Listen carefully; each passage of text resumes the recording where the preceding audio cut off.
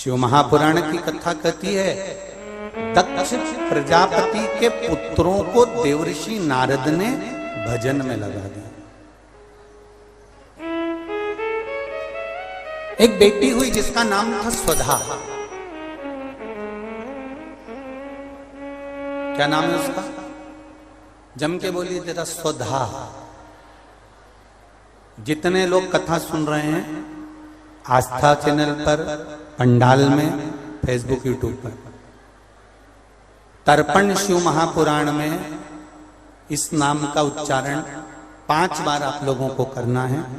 ये स्वधा दक्ष प्रजापति की बेटी है और पितरों की धर्म पत्नी है।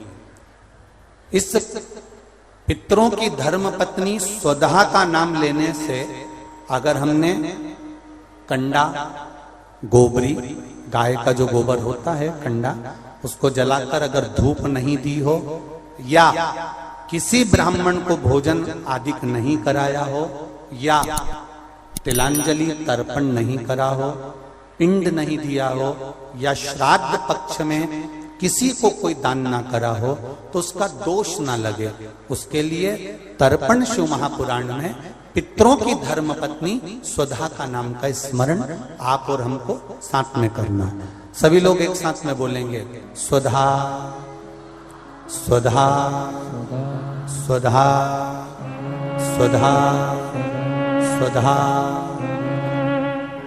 बस ये 5 बार जो उच्चारण आपने पितरों की धर्मपत्नी स्वधा का करा है, जिस समय पर पितृलोक से आर्यमा देव के साथ में हमारे यहां पर आते हैं। और मेरा बहुओं से निवेदन है, बेटियों से निवेदन है, माताओं से निवेदन है, मान लो आपको कोई ब्राह्मण देवता ने कहा कि आपके यहां पितृदोष है, आपको कह दिया कि पितृदोष है, तो आपको घबराना नहीं है कि महाराज जी मुझे क्या करना पड़ेगा। पितृदोष है, एक चावल का दाना घर में से लीजिए, हथेली पर रखिए, पानी का जो मटका होता है, हंडा होता है, पानी का जो मटका है, हंडा है, जहां पर रसोई घर में तुम पानी रखते हो, उस हंडे के पास में, मटके के पास में उस चावल के दाने को लेकर जाइए, अपने पितरों का स्मरण कर कर स्वधा स्वधा स्वधा स्वधा स्वधा 5 बार बोलकर शंकर भगवान के शिवलिंग पर, तुम्हारे घर में शिवलिंग हो तो घर में, और अगर मंदिर में शिवलिंग हो तो मंदिर में, उस चावल के दाने को चढ़ा दीजिए। कैसा भी पितृदोष होगा समाप्त हो, मात्र स्वधा का स्मरण बहुत।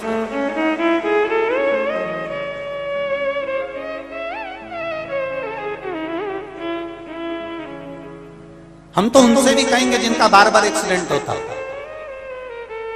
जो बार बार गिरते पड़ते रहते हो, बार बार एक्सीडेंट होता हो, बार बार उनको चोट लगती हो, बार बार, और उनको भी कहेंगे जिनको सर्दी की बीमारी या दमे की बीमारी या श्वास की बीमारी, उनसे भी कहेंगे कि श्राद्ध पक्ष में एक चावल के दाने का प्रयोग स्वधा नाम से अवश्य करें।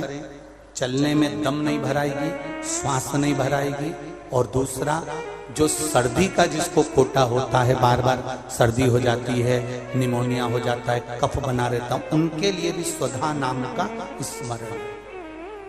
महाराज स्वधा नाम का स्मरण। दक्ष प्रजापति के घर में बेटी का जन्म हुआ जिसका नाम था स्वधा। स्वधा का जन्म लेते ही स्वधा श्वेत वस्त्र को धारण करती थी।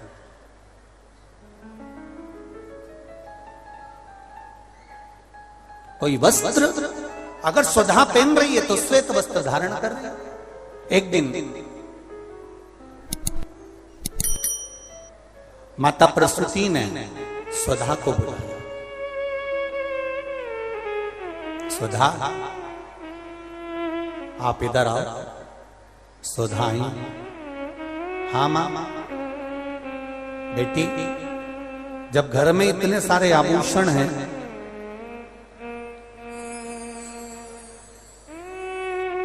और घर में इतने सारे आभूषण जब रखे हुए हैं, तो तुम उन आभूषणों को धारण क्यों नहीं करते?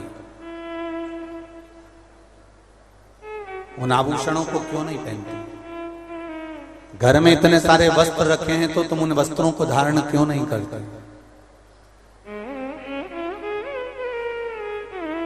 स्वधा कहती है मां, संसार सागर में जब किसी के प्राण छूट जाते हैं और प्राण छूटने के बाद वो जीवात्मा अगर अच्छी जीवात्मा है तो वो देवलोक चली जाती है, जो बुरी जीवात्मा है वो भटकती रहती है, भटकती है। मां, उन जीवात्माओं के कल्याण के लिए मैं श्वेत वस्त्र धारण करता हूं। श्वेत वस्त्र, श्वेत चावल का दाना, श्वेत दूध, श्वेत दही, श्वेत शकरखंड, श्वेत पुष्प, श्वेत जनेऊ, श्वेत वस्त्र, ये मेरे शंकर भगवान को अति प्रिय लगते हैं। उसका कारण है कि उनको पितरों को मुक्ति देना पड़ती है, पितरों को मोक्ष देना होता है। आज एक प्रश्न किसी ने सीहोर ऑफिस में भेजा है कि गुरुजी,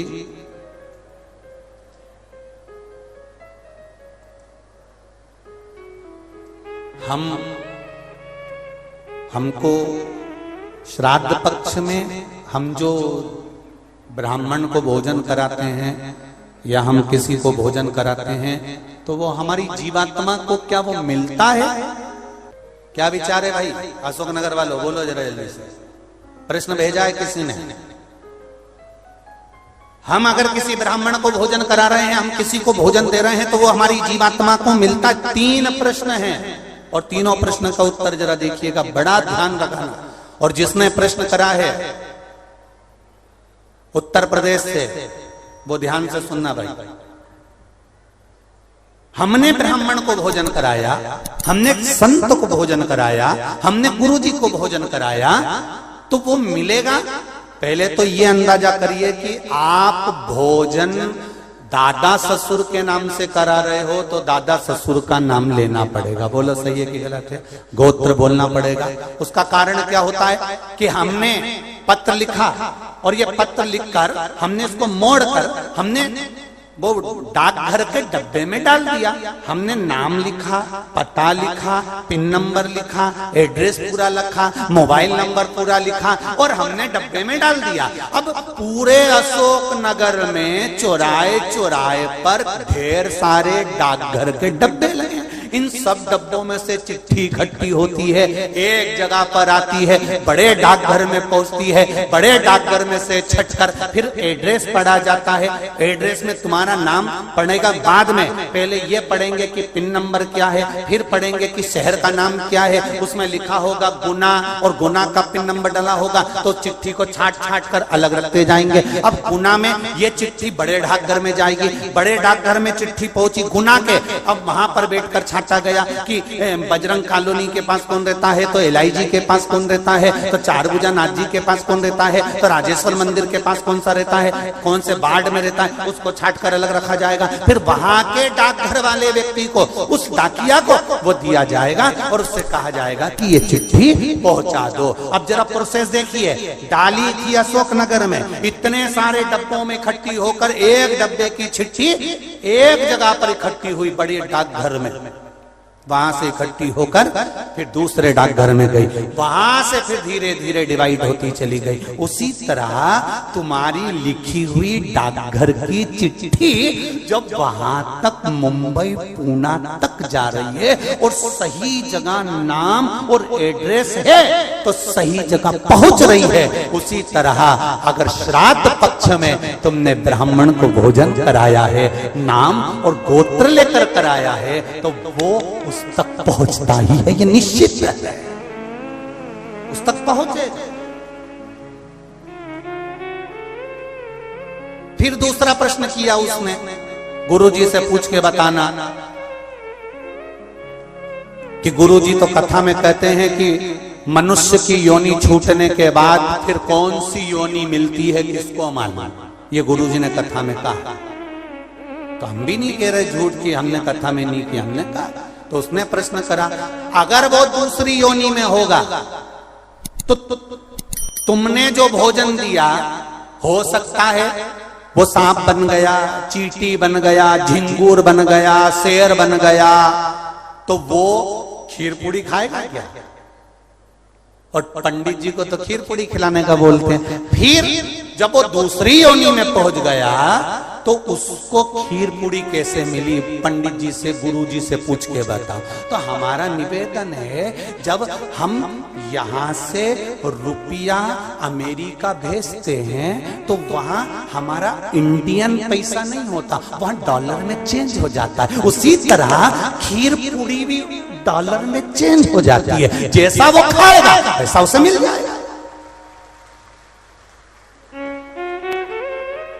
जब भारत की करेंसी, भारत का पैसा यहां से डाला आपने अमेरिका, तो अमेरिका में बदल गया, आपने ऑस्ट्रेलिया डाला वहां में बदल गया, आपने कहीं डाला नेपाल ले गए तो नेपाल की करेंसी में बदल गया। जब यहाँ का रुपया वहां पहुंचकर वहां के रुपये में चेंज हो जाता है, तो हमने जो खीर पूड़ी ब्राह्मण को दी है और तुम्हारे यहाँ का वो जीव सांप बना कि झिंगुर बना कि शेर बना कि गीदड़ बना, उसको उस रूप में जो वो खाता होगा उस रूप में मिल जाता। डॉलर चेंज, यहाँ की खीर पूड़ी चेंज, वहां जाते से।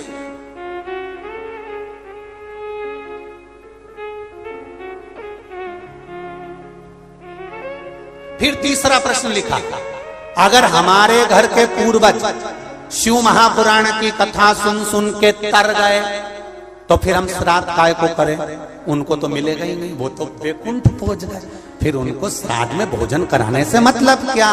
तो हमारा इतना सा कहना है, यूपी वालों जो तुमने प्रश्न करा बहुत जोरदार करा रे, तो एक उत्तर और अच्छे से सुन लो कि मान लो तुमने अगर श्राद्ध में भोजन कराया और तुम कह रहे हो उनका तो मोक्ष हो गया शिव पुराण सुनकर, फिर श्राद्ध करने से कौन सा फायदा? तो तुम भोजन कराओ, ये भोजन का फल वहां जाएगा। जैसे तुमने कोई सामान या रुपया मुंबई भेजा तुम्हारे रिश्तेदार किया, और मुंबई में रिश्तेदार का मालूम पड़ा कि उनने घर छोड़ दिया या वो कहीं चले गए या वो कहीं समाप्त हो गए, तो वो रुपया वो सामान तुम्हारा वापिस तुम्हारे पास आ जाएगा। तो तुमने जो पुण्य करा है अगर उसने नहीं लिया तो वो पुण्य तुम्हारे खाते में वापिस आ जाएगा। इसलिए